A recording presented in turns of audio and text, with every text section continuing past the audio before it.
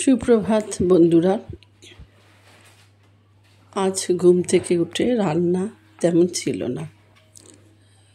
সকালের কাজ যা সারার সেগুলো সেরে নিয়ে চা করে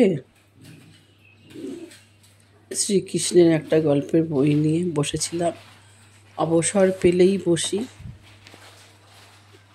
তা বইটা একটু পড়লাম কিছুক্ষণ, পড়ে তারপরে চা খাচ্ছি, কথা বলছি। তারপরে গল্পটা পড়লাম, পড়ার পরে তারপরে উঠলাম, উঠে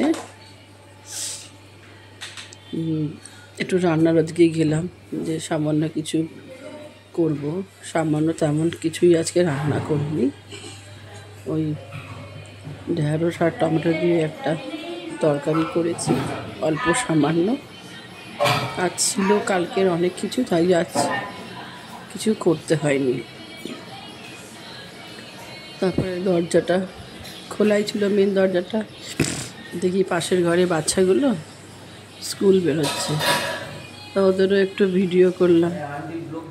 ওরা আমাকে দাদি বলে ডাকে, আর প্রায় দিনই দেখা হয়।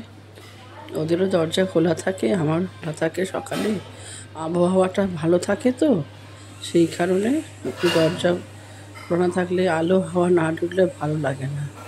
সকালে ঘুম থেকে উঠেই তো আগেই জানলা টানলা সব খুলে দিই 6টা নাগাদ। আর ওরা স্কুল যাচ্ছে বলে একটু ভিডিও করলাম। আমি অবসর পেলে ওদের ঘরে যাই, ওরাও আসে আমার ঘরে। আজকে আমাদের কাজের দিদি দেরি করে আসলো, এই আসলো 8টা 20। 8টা 10-এর মধ্যে আসার কথা, 8টা 20 করে দিয়েছে। ওনার জন্য অনেক দেরি হয়ে যায়। যাই হোক, উনি আসলো, তারপরে এসে উনি ওনার মতো কাজ করে। তারপরে আমি তৈরি হয়ে পুজো টুজো করি। আর আমার স্বামীও আস্তে আস্তে তৈরি হয়, ও আমার পরে বেরোয়। আমি তো বেরোই সকাল 9টায়।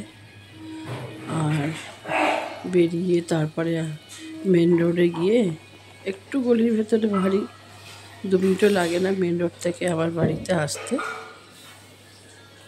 গিয়ে বেরিয়ে আমি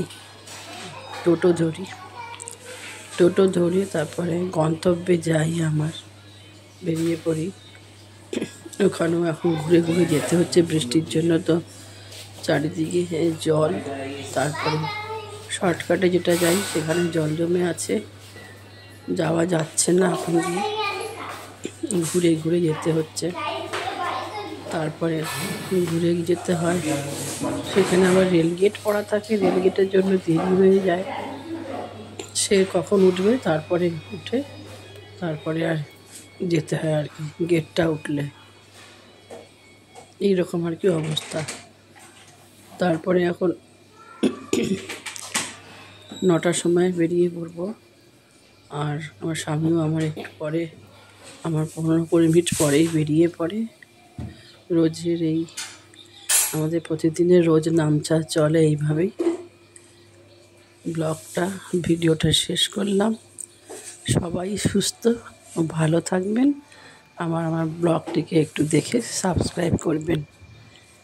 রাখলাম আজকের মতো।